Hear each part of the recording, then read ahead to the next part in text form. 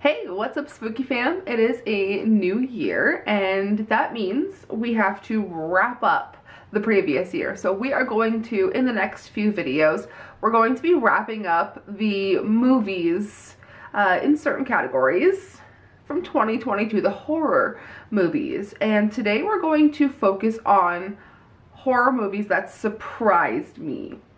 We'll see if I'm going to do my favorites because obviously like my favorites have been like Nope and Pearl, X, but there's one specific movie that's on this list that is my favorite movie of the year. So today I have 7 movies from 2022, 7 horror movies that absolutely surprised me. Ones that I think you should check out if you haven't already. Before we begin, if you haven't already, please go ahead and give this video a thumbs up, subscribe, do all the fun things. And let's start off. A lot of these I think are Shudder movies. I'm a sucker for Shudder. But we're gonna start off with a movie called The Seed. Directed by Sam Walker, what starts off as a girls' weekend in the Mojave Desert becomes a tale of horror, death, and alien invasion.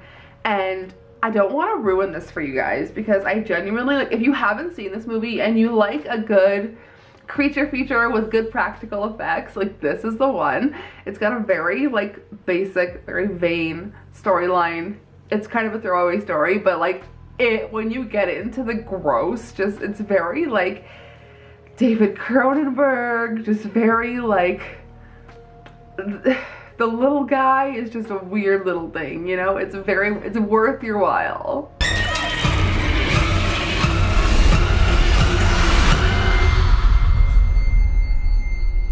Next, moving on to a movie that I was so excited for. I felt like I waited so long to see it, and it is Hatching. If you guys haven't seen Hatching, like, what are you doing? Directed by Hannah Bergholm, 12-year-old Tina is desperate to please her mother, a woman obsessed with presenting a perfect family image. But one night, Tina finds a strange egg, and what hatches is beyond belief. And this is another one, another like creature feature with really cool practical effects. You can see what Ashley enjoys, but this one I feel like it was set with a parent who is a family vlogger, and that's scary enough in itself, but to have to like see someone, what's the word I'm looking for? Like, have to tiptoe around her obsessive mother with this like creature, just, it's a good movie. You guys should definitely check out Hatching.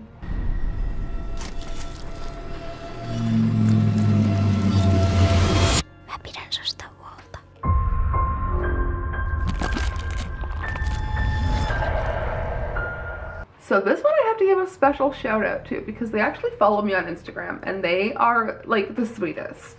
And like the people that work on this movie, I guess, like whoever runs their social media.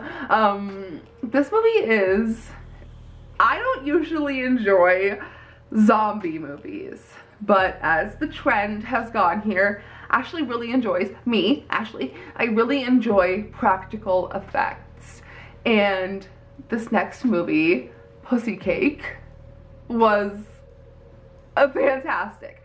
And like I said, I don't normally like zombies, but this felt like a different take on zombies with like inter-world woven story. Like, it felt very different. This one is directed by Pablo Perez, and this one is about a struggling all-female rock band as they kick off a new tour, hoping to rekindle popularity. But when they catch the attention of horrors from beyond our reality, the band realizes being forgotten by their fans is the least of their problems. And let me just forewarn you, if you don't like vomit, don't watch it.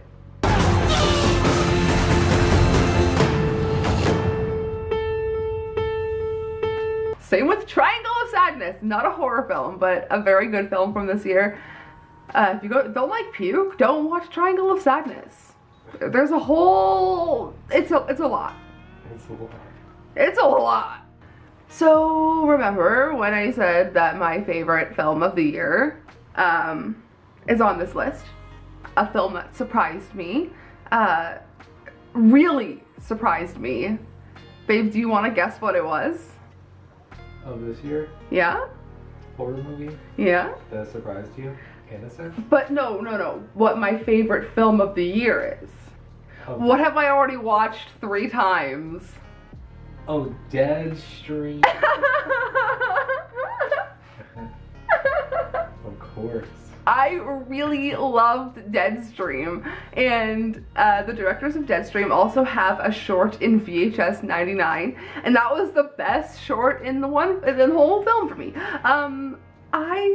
Just something about Deadstream, something about being a YouTuber and watching someone like make content, do live stream, it was just so fun to watch. I'm on my 3rd watch. I've been like watching it in bits and pieces on my breaks at work.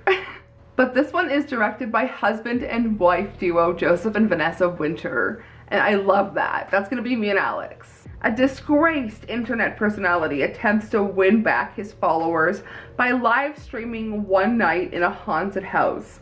When he accidentally pisses off a vengeful spirit, his big comeback event becomes a real-time fight for his life. And when I tell you the first time I saw this, I laughed so hard. I had cramps.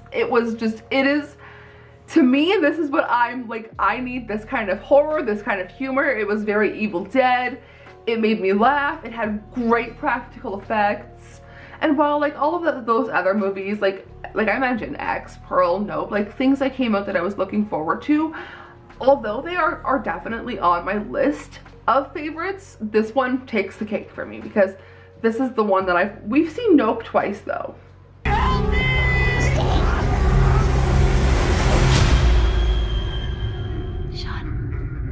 Moving on to another film that I was looking forward to as soon as I saw the poster. As soon as I saw the advertisement, as soon as we just clicked onto Shudder and we opened it the day it came out, like it was just Allegoria right there. I love anthologies, and this one really scratched the itch that I had for a good anthology. This one is directed by Spider-One, who is Rob Zombie's brother. And I am Deadgrl Superstar. So I love Rob Zombie. So this one obviously, like I said, scratched an itch for me. This one is about a group of artists and their lives becoming unwittingly entangled as their obsessions and insecurities manifest monsters, demons, and death. And this one flows just so nicely in between one another. Another one, practical effects. I feel like every single one of these movies that I have chosen, all amazing practical effects. You know what, today Alex and I, let me just digress for a minute. As I am filming this, it is December 26th, so you guys are gonna get this a little bit after I am filming this. We watched an interview, an older interview, with Mick Garris, David Cronenberg, John Carpenter, and John Landis, and they just talked about their movies and everything, and I feel like everything came back to practical effects. And I feel like things were just they put so much effort into the practical effects because CGI just wasn't that good back then. And we have all this like different technology now, but I feel like we need to if you want to make an audience uncomfortable, if you want to make an audience invested and disgusted and make them really feel gross about your horror movies. You know what? I'm lying. Terrifier 2 was probably my second favorite horror movie of the year. Speaking of practical effects, I'm ruining that whole list for you all. I just feel like that is what's going to get the biggest stir out of people, is making it just as disgusting and as gory as possible without using any, like, just making it all practical. So moving on to another film that is, I would say it's been talked about a lot this year, and for good reason, and that is The Sadness. And I had high hopes for this one. Another film that I thought was just going to be the standard run-of-the-mill zombie film, and I don't like zombie films, but this one is not that. It is completely different, based on a different work altogether. It's just, it was depraved and disgusting, and that's what I'm here for. This one is directed by Robert Jabaz, and a young couple trying to reunite amidst a city ravaged by a plague that turns its victims into deranged, bloodthirsty sadists. And if you've seen it, there's the old man that you see in the beginning on the subway. You kind of think he's gonna be a throwaway character, but that motherfucker is scary. I didn't like him, and he's there for a while.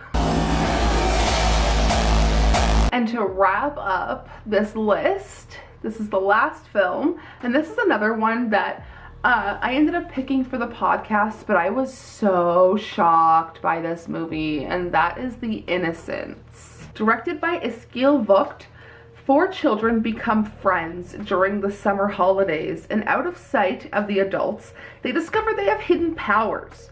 While exploring their newfound abilities in the nearby forests and playgrounds, their innocent play takes a dark turn and strange things begin to happen. And there were so many times during this film that I audibly gasped and that I was genuinely shocked. And I feel like it deserves to be on the list of films from 2022 that actually surprised me. Hva er det som skjedde egentlig? Vi lekte om nytt. And I guess my honorable mention would be Bodies, Bodies, Bodies, because I don't play Among Us. I've never played Among Us, but the movie was sold to me as Among Us in real life. And from what I've gathered, it felt like it, but it felt like so much more, and it felt fun, and it felt fresh, and I really enjoyed watching it. And the end was super funny. So Bodies, Bodies, Bodies is my honorable mention. So wrapping up, that was 7 horror movies from 2022 that genuinely surprised me. And I hope if you haven't seen any of them that you'll check them out.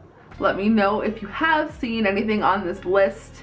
Next, let me know in the comments if you want it to be my worst horror movies of 2022, or in the same vein, horror movies that we skipped altogether in 2022. So let me know down below, and I will see you in the next video. Sayonara, suckers. Nope. Sayonara, Spooky fam. It's been a while.